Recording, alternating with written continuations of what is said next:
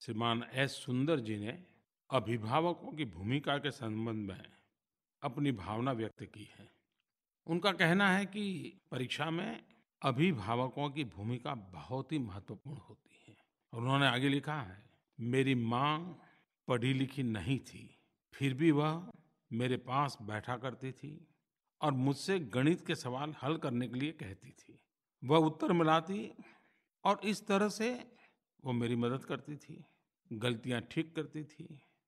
मेरी माँ ने 10वीं की परीक्षा पास नहीं की, लेकिन बिना उनके सहयोग के मेरे लिए सीबीएसई की एग्जाम पास करना नामुमकिन था। सुंदर जी, आपकी बात सही है। और आज भी देखा होगा आपने, मुझे सवाल पूछने वाले, सुझाव देने वालों में महिलाओं की संख्या ज़्यादा है, क्योंकि घर में बालकों के भविष्य के संबंध में माताएं जो सजग होती हैं, सक्रिय होती हैं, वे बहुत चीज़ें सरल कर देती हैं। मैं अभिभावकों से इतना ही कहना चाहूँगा, 3 बातों पर हम बल दें: स्वीकारना, सिखाना, समय देना।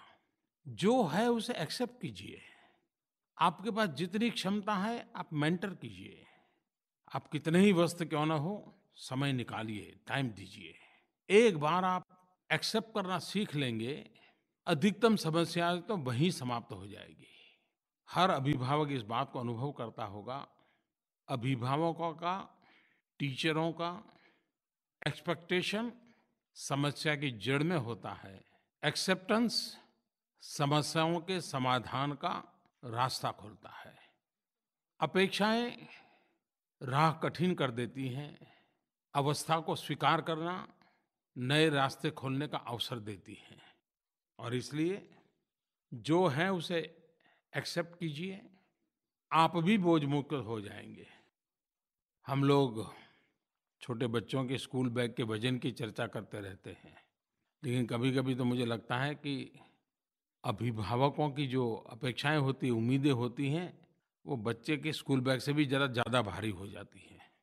बहुत साल पहले की बात है, हमारे एक परिचित व्यक्ति हार्ट अटैक के कारण अस्पताल में थे। तो हमारी भारत की लोकसभा के पहले स्पीकर गणेश दादा मावलंकर, उनके पुत्र पुरुषोत्तम मावलंकर, वो कभी एमपी भी रहे थे, वो उनकी तबीयत देखने आए। मैं उस समय मौजूद था और मैंने देखा कि उन्होंने आकर के उनकी तबीयत के संबंध में एक भी सवाल नहीं पूछा। बैठे और आते ही उन्होंने वहाँ क्या स्थिति है, बीमारी कैसी है, कोई बातें नहीं, चुटकुले सुनाना शुरू कर दिया। और पहली 2-4 मिनट में ही ऐसा माहौल उन्होंने हल्का-फुल्का कर दिया। एक प्रकार से बीमार व्यक्ति को जाकर के जैसे हम बीमारी से डरा देते हैं।